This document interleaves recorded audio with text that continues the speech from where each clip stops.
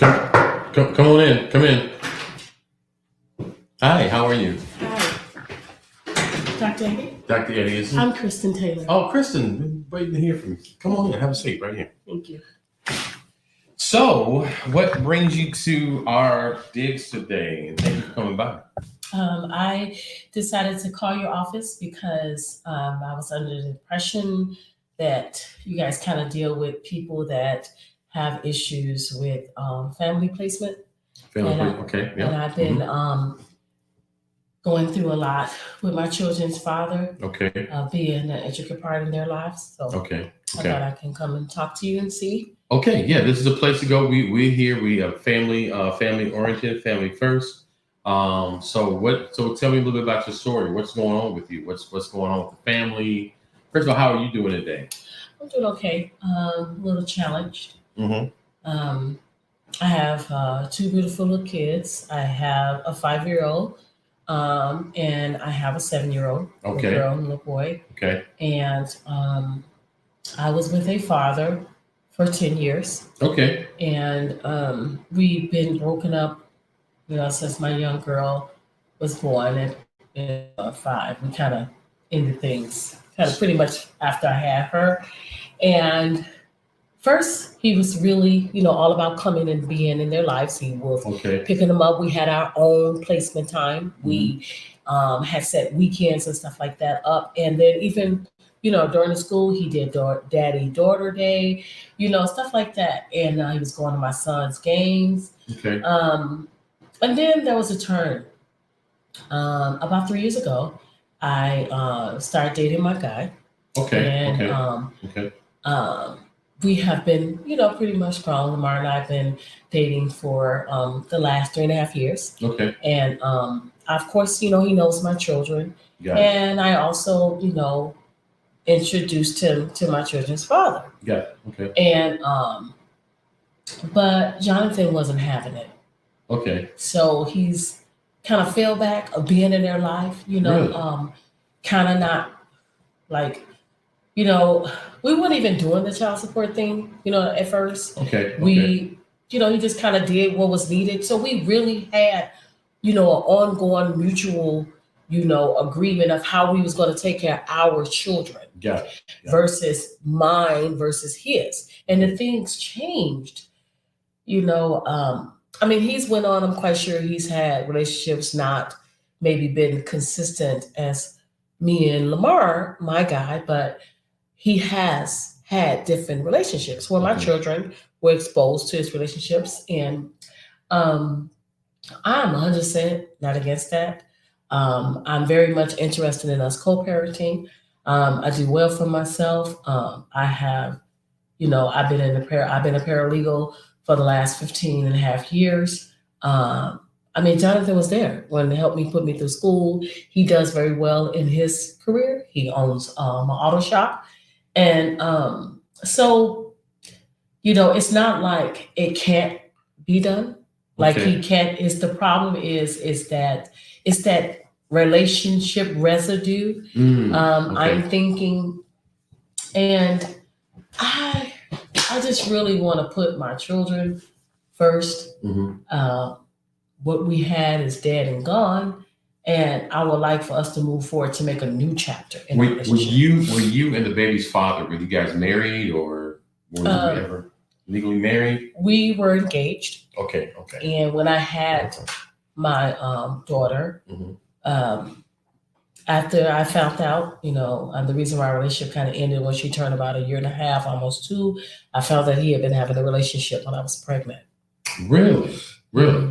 Okay, so you guys were not married, and so We were engaged. You were engaged. Okay, so did he ever establish paternity? Like, is he on the children's birth certificate? Absolutely. Okay. Yes, he's on both of the children. Okay, and so now you're looking to try to go after the child support. What are you trying to gain now?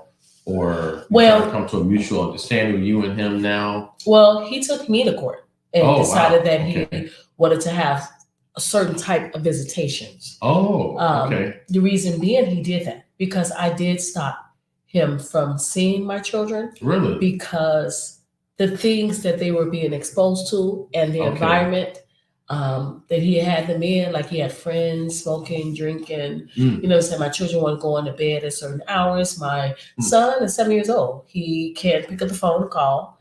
And he was just telling me, a lot of things going on that I don't want my children exposed to. Being a parent, certain things you can't do. Question: did you have a conversation with him about his behavior? Did you even check what the child was saying about him? Did you have a conversation with the father to confirm what you were hearing from your oldest child? Did you talk to him about it? Yes, I talked to Jonathan and I asked him directly. Okay. And he basically, his words said, telling me that it's none of my business what he do when he have the children. Really? That's what he says. None of your business. It's none of my business. Okay. All right. Now that's a little inappropriate to say it's none of your business, because I believe I'm with you. I believe that we want to know what's best for the children altogether. So if there's some concern, address it with that. So he gave you a pushback and stated that whatever. So you said this behavior with him happened around the time you started dating your new partner. Right, because when we had broke up, he was extremely remorseful. So he was doing pretty much everything he could. But I think in his mind, maybe perhaps we would get back together. Okay. And then, even though, like I said, he went on to he had a relationship first before me. Where I was still going through. It usually happens like that. Guys tend to venture off and do things. I get it. Okay. So he was like, I broke up with him. I was done with him. So he went on and had a relationship, which was fine because that is the case. I did break up with him, but I wasn't in a relationship. So I'm saying for me personally, I decided to take time for myself to go through, I was with him, Jonathan, for 10 years. So, and we were going to get married. Okay. We had a date. I had a dress. I had everything in place. So imagine my shock when I found out that a young lady that I thought that was, a worker or something of his, a friend, happens to be, in a relations with her. So even with that, that's not something I am holding over Jonathan's head. I felt like I did the healing process. It took me 4 years. And like I said, I met Jonathan 3 years. I met Lamar 3 years ago. And during that time, the first 2.5 years, Jonathan and I, it was good. Like I said, the child support came about when he decided to take me to court because I asked him about what he was doing when my oldest son told me what his conditions were. Okay, so when he decided to take you to court, he was taking you to court for custody? Yeah, he went that route. He was like, I'm going to have, full custody. He did it all out of anger, Mr. Eddie. And I feel like, I'm sorry, Dr. Eddie. He did that out of anger because I did say, listen, until your conditions are better, then you can have my children. All right. So that's where there lies some of the issues, some of those. So I think that, first of all, let's go back to the time that he stopped communicating. You said he stopped being as totally involved with children, and you think it may have something to do with the new relationship that you had entered into. And I guess I'm assuming, did he feel some sort of, did he address, did he say, yes. Did he allude to, does he feel, and maybe I've talked to him, I don't know. Does he feel that maybe Lamar is some sort of threat to his children? Or is he, what do you think? Has Lamar given signs of being unfit or like a safe environment for the children that Jonathan may feel wary of, that he needs to go and file for custody? Or so I basically dated Lamar for 1.5 years before I even introduced him to my children. And I went to Jonathan to have the conversation as an adult. And say, hey, I'm in a new relationship and I really would like for him to meet our children. Let me ask you a question. This is off the cuff. Did you do anything to provoke Jonathan to do these type of things? You're seeing some weird behavior. You got a great relationship. All of a sudden, he did a little cheating, and you took it upon yourself to decide you're going to end the relationship because you suspect he's cheating with somebody. Yeah. Right? And so I know a lot of time women do that, and they'll go and they'll take this high road, or whatever they want to call a high road. I don't know if you're one of these Black women that do that, but they take the road and decide, you want to get out of the relationship for whatever reason. And I don't know if you decided to get married. I know in the marital vows, it said for better, for worse. And that was one of those reasons I felt like you wouldn't have hold up your vows. So maybe you guys didn't get married, probably was good for him anyway, considering what you just did. I didn't hear your side, but it just sounded like you maybe a little bit ratchet in that area. I don't know, but it just sounds like. No, Dr. Eddie, I'm not ratchet at all. I think I did, and I think I was extremely very understanding. Jonathan's behavior didn't just happen that time. It's just I had enough. Yeah, no. And Okay. he had cheated previously Okay. during our date and our courtship. And like I said, we had came to an adult agreement that this just wasn't going to happen, anymore. And I didn't feel that I needed to continue to subject myself and my children to anything that would be throwing off my pH balance. And I didn't want that. And I was very clear. And I just feel like the embarrassment and all that came with that was very horrible. I mean, we couldn't even get the deposit back from when we were going to get married at the church. Okay. So, it wasn't an easy thing to do. Okay. Not at all, Dr. Eddie. I feel that I did everything that I could. Did you give him an opportunity to actually try to reconcile the situation? Did you give him an opportunity to see his children before you threw another man in there? Like I said, I didn't have any other type of relationship. The first 2.5 years of my daughter's birth, I didn't have any problems with Jonathan and I. Okay. I think Jonathan was doing what he was doing. However, he was still coming to get the children. He was providing. Okay. We didn't have any problems. Okay. When I decided, I sat Jonathan down and said, hey, I'm in a relationship and that I would like for him to meet our children and you too. And Jonathan's exact words were, you're not going to have another man over my children. That's it. That's all. Let me ask you a question. Were you and Jonathan still having sexual relations during that breakup before you met Lamar? No. When I ended the relationship, I have never went back at all. And yes, he have tried, and there's been times when he would bring my children home late on purpose and be like, I'm too tired to drive, and try to spend the night. And I'd be like, no, or he'd be in a drunken stupor, and I'd be like, look, you can sleep on the couch, but you're not coming in my So he'll be drunk or whatever. And he'll do things on purpose. Want him to go, okay, so he'll put himself in a position where so I would have to lock myself in my room so he wouldn't come in there. So but this is my house. So I'm just saying the behavior got to be a bit redundant and consistent with constantly where my children asking questions, Mommy, what's wrong with Daddy? You and Daddy fighting? I didn't want that. So one of us have to be able to be the mature adult. So as we stand right now, Lamar has never done anything to our children but love them. It's been times that I was working, Jonathan was working, and Lamar picked up our children. Okay, so I'm gonna ask you. So legitimately speaking, you're saying that you and Jonathan broken up because of his inconsistency and his faithfulness. He was unfaithful, and you saw him on numerous occasions. You caught him. You tried to reestablish it so you guys your pH balance wouldn't be thrown off, or you wouldn't have any. Obviously, you want to have to catch anything or anything like that. So you had a conversation with him.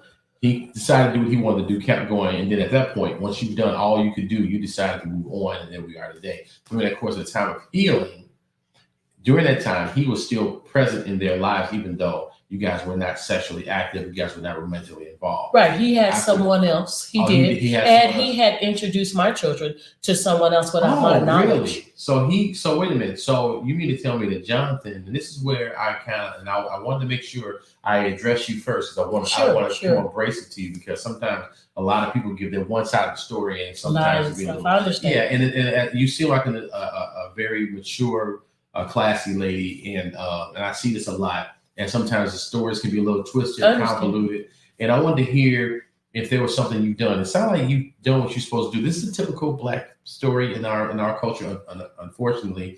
And so he decided to basically ended the relationship inadvertently by his lying and deceitfulness.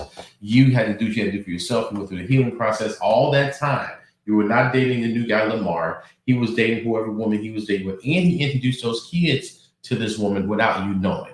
You did not agree with that. Yeah, but I still didn't. We didn't have. I talked to Jonathan about it, and because my daughter came home and told me she met some lady named Lisa, and I asked him, and he was like, "Yeah, he does." He said, "That's my woman." I was like, "Okay, I would like to meet her. She's going to be spending time with our children." He told me it ain't none of my business. Okay. So once again, I didn't even pursue that. He kind of fell off of having them on a consistent basis. I started to need him to pick them up, or he would say he was getting them from school and I would be working late. I had a case to close. He didn't come he didn't leave the kids at school, did he? Yes, and Lamar had to get them. Are you kidding me? Yeah. Oh, this is some bullshit. See, that's one thing I hate is for. And see, brothers have that problem where they feel like they are these supposed to be present with their kids, and because they're mad at you because they feel like I have a good friend of mine named Kimmy Kim, and she calls a thing called ass entitlement. I feel like he feels that he has ass entitlement. when you decided to cut him off, even though he was getting asked somewhere else, he decided to come after you. When you rejected him, he pays you back by being not absent, not present in the kid's life. When you bring and you get to another relationship, you tell him about the relationship, let him know what your plans are. Forthright, unlike what he's done, and then he retaliates even further by telling you you can't be around the children. So these two things happening. He's not present. He don't want another man present, and he's trying to put you in what I call a squeeze play. Right. Well, I also, need this to be. I have another, situation beyond this, but like I said, I have been with my guy Lamar for 3 years. I'm currently pregnant, and okay. I would like to thank you. And we are engaged. Okay. And I want to have a family dynamic where Jonathan exists. I do not want him not to be in our family. He is the father of my children, and they love their father. And I'm not trying to be another woman that don't want the man to be in the child's life. I want him to be present. I'm just trying to find a way, Dr. Eddie, that I could bring my family together. I like it. There's a very strong thing. So I think that your case is a wonderful case, and it's not a wonderful situation, but it's a wonderful case. I think is workable. I want to be able to get in contact with Jonathan, or at least get an idea of what him, do some sort of personality, characteristic, check with him and see what's going on with him. I think we could bridge the gap with our offices here, with the consulting, and we also have our attorneys on staff. We can probably bridge the gap where it can be amicable. We can sit down at the table. I think with Lisa and Jonathan, if we can get them, they're mature enough. I'm assuming because he's with you, he had to be mature at some point or another. Right. I mean, and I think sometimes with this ass entitlement, or when you decided to not put up with the bullshit that he gave you, pardon my French. Yeah. He decided to act up, which a lot of men do. We do that. I'm going to be honest. And he acted up, and that's his way of like pouting and having a temper tantrum. So I think there's a case we could do. Okay. I wanted to make sure I knew your psyche. You're not sound like one of the regular clients that come through here who not all the way together, got their things together, and their story doesn't necessarily line up. And there's holes in these stories. It's always his side, her side, and the truth. You know what I'm saying? Right. And so with this situation, I think that this is not unheard of. This is kind of natural. So we would like to take your case. I want to put together, we'll put together a profile, get your information, and sit down. First, we're going to do a series of counseling. We have a couple of meetings, and then we're going to do some arbitration or some litigation arbitration between the two of you guys, so we can come to a very, very decent and amicable decision, so that we can figure out what because the best thing, and you agree with me, is the best thing to do. And the most important thing is these children's lives, a 7-year-old, a 3-year-old, or 4-year-old child. So, excuse me. No, God bless you. And so I thank you so much for coming to the office today. I'll have you set up with my receptionist outside, an appointment to follow up. Leave the information with him to get in touch with Jonathan. And then I would like to also meet Lamar, and we can sit down and have this all together. Ma'am, I'm sorry you're dealing with this. It's not unheard of, but it's something that can be fixed. And I have another organization I'm going to introduce you to called BPEP, Black Prison Revolution Project, which will is a nonprofit organization that actually funds and put these programs together so you get the resources you need, no expense to you, to help you with the kids, like stuff like that, where you or Lamar or Jonathan can't get the child. We have after-school programs. Oh, that's awesome. The transportation program is very secure, and you contract with them. It's almost like an Uber. It's so dope. It's like a child Uber, where if your child is going to be behind, if your parents will be behind picking the kids up from certain schools, they're already on notice, you're on the list, and we'll have a driver in the area that can come get them within 10 to 15 that minutes. is amazing.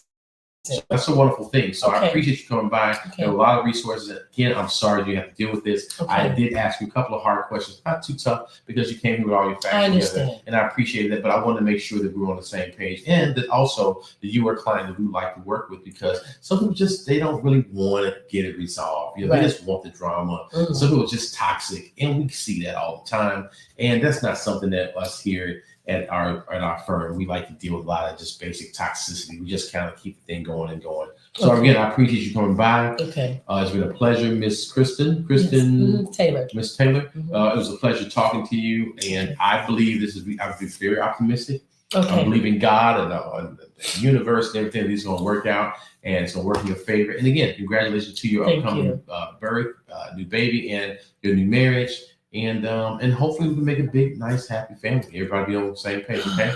Yes. Thank you so much for coming out. I appreciate Thank you, you. Dr. Amy. You're Thank quite you. welcome. Thank you. Just let them know your information at the door, okay? Okay, thank you. Thank you.